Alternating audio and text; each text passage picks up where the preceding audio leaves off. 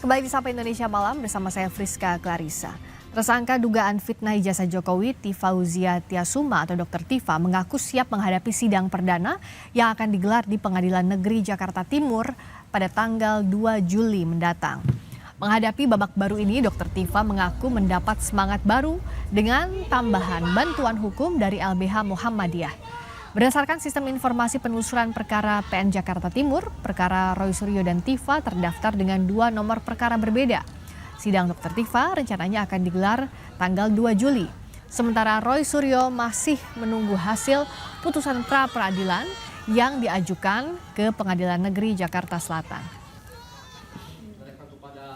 Jaksa Agung, kepada Bang Das juga, mereka berteriak akan membakar, mengancam. Insya Allah kami siap untuk menghadapi sidang bersama dengan teman-teman yang sudah bergabung, bahwa tim ini adalah tetap merupakan tim pembela Dr. Tifa dari sejak awal kasus ini, yang nanti akan membersamai saya dalam perjuangan di persidangan yang akan berlangsung dalam waktu yang cukup dekat. Pada Jumat 19 Juni lalu, saat Roy Suryo dan Dr. Tifa, 2 tersangka kasus tudingan ijazah palsu Jokowi merespons bahwa akan mengikuti seluruh prosesnya. Jokowi juga menyatakan akan hadir ke persidangan serta menunjukkan ijazah asli.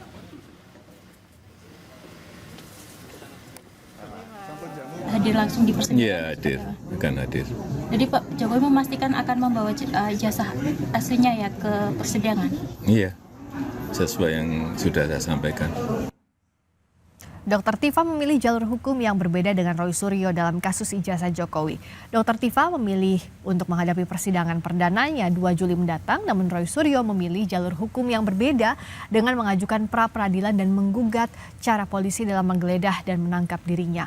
Apakah perbedaan jalan ini malah akan merugikan mereka dalam hukum pidana atau malah jadi strategi untuk lolos dari jerat hukum?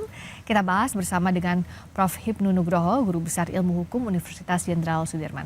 Selamat malam Prof. Hipnu. Selamat malam Mbak Friska. Terima kasih sudah hadir. Prof, kita sudah masuk babak baru nih ya dalam kasus tudingan fitnah ijazah Jokowi. Nah, dalam kasus ini ada 2 jalur berbeda yang ditempuh oleh Roy Suryo dan Tifauzia Tiasuma. Apa implikasi hukumnya? Ya, implikasi hukumnya jelas kalau terhadap Dr. Tifa cepat masuk ke dalam adjudikasi. Kan gitu. Tapi kalau terhadap Roy Suryo adalah harus menunggu dulu hasil pra-peradilan. Ini memang terhadap kubah baru, Mbak. Dalam buah baru memang ketika seseorang tersangka, keluarga tersangka, advokat mengajukan pra-peradilan, peradilan pokoknya ditunggu dulu, menunggu dulu peradilan pokoknya. Nah, lain dengan buah lama, dalam hal setiap perkara sudah disampaikan dalam persidangan, pra-peradilan menjadi gugur. Nah, disinilah suatu perbedaan. Tapi kalau kita lihat sebagai bentuk perspektif perlindungan hak asasi manusia, saya kira Pak Roy Suryo bagus juga, karena ini sebagai kontrol penegak hukum. Karena apa? Sebetulnya pra-peradilan itu adalah sebagai upaya pelaksanaan upaya paksa.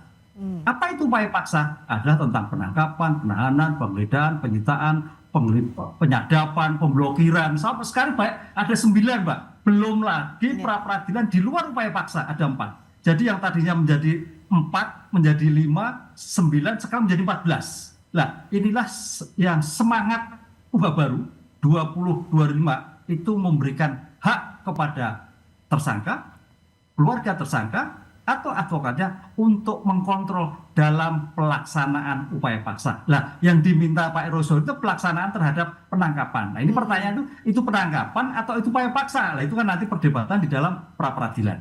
Tapi mau tidak mau memang menunggu dulu dalam kasus terhadap Pak Roy. Dan jadi artinya kan kalau sekarang di KUHP baru pra-peradilan dulu baru nanti masuk pokok perkaranya. Nah, dalam pra-peradilan ini apa yang membedakan pembuktiannya dibandingkan dengan nanti pada pembahasan soal pokok perkara? Prof. Hipnu, tolong dijelaskan untuk publik. Ya, gini Mbak, dalam pra-peradilan itu sebetulnya masih investigasi OSJAS, belum eksaminasi OSJAS. Jadi masih sejauh mana penegak hukum, apakah itu kejaksaan, apakah itu kepolisian atau KPK, dalam melakukan upaya paksa itu dengan syarat-syarat formal. dengan ketentuan yang sudah ada. Jadi tidak asal comot, asal paksa dan sebagainya. Itu perlindungannya di situ. Nah, disitulah yang dilakukan nanti terhadap pra peradilan ini adalah sejauh mana pra peradilan yang dilakukan oleh Polda itu sudah ada surat-suratnya. Ya. Terhadap perkara apa?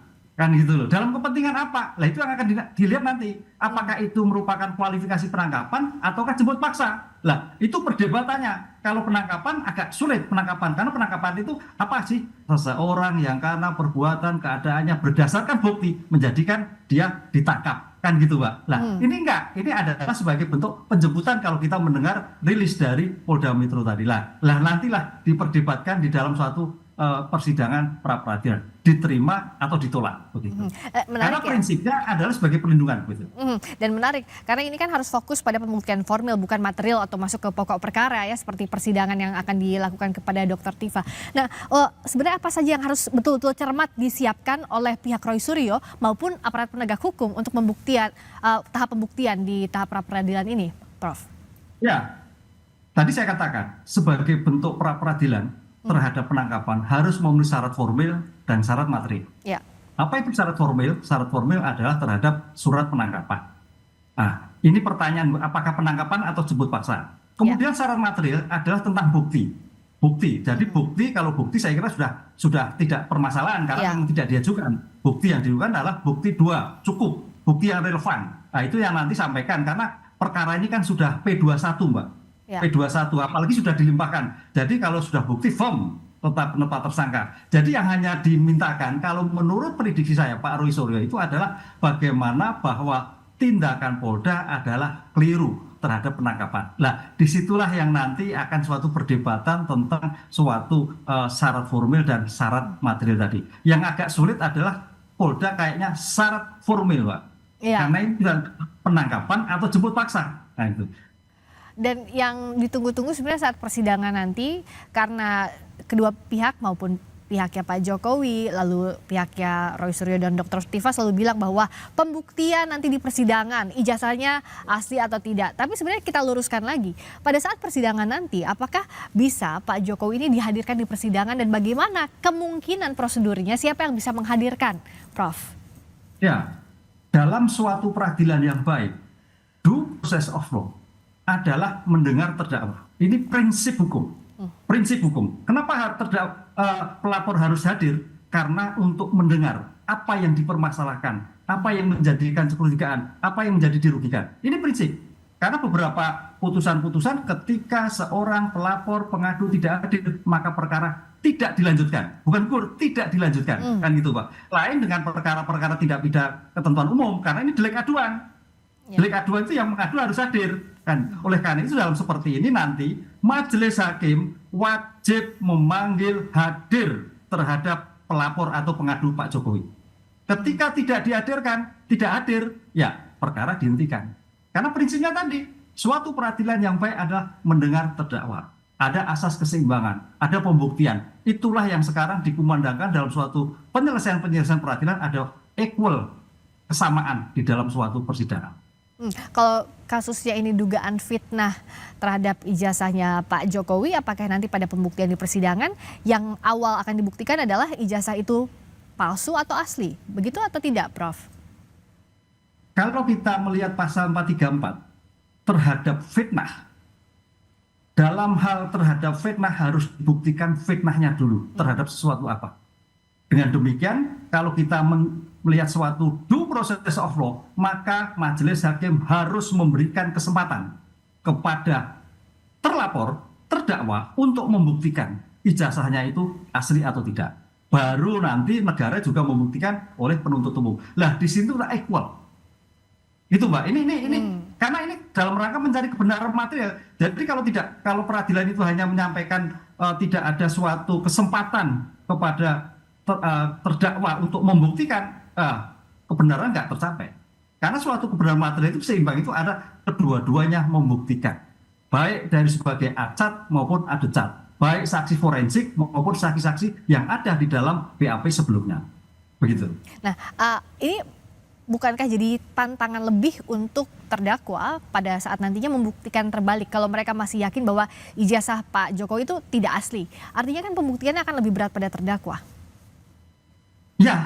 Ya, harus terdakwa harus membuktikan karena selama ini kan kalau kita lihat kan Pak Jokowi, pemerintah dalam ini Polda sudah asli hasilnya. Forensik asli kan gitu Mbak. Ya. Sekarang pertanyaan keaslian itu seperti apa dalam versi terdakwa kan gitu.